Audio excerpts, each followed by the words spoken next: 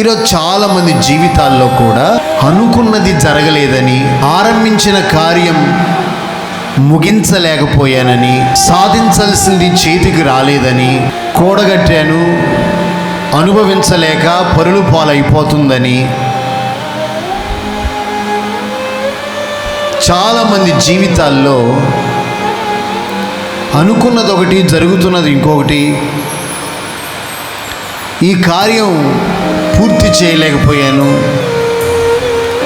అని చాలామంది నిరాశ పడేవాళ్ళు ఉన్నారు, వేదన పడేవాళ్ళు ఉన్నారు, దుఃఖపడుతున్న వాళ్ళు ఉన్నారు, బాధపడుతున్న వాళ్ళు ఉన్నారు. మీరెవరైనా ఎక్కడుండి ఈ మాటలు వింటున్నా మీతో యేసయ్య ఈ కార్యములన్నీ సఫలమవును,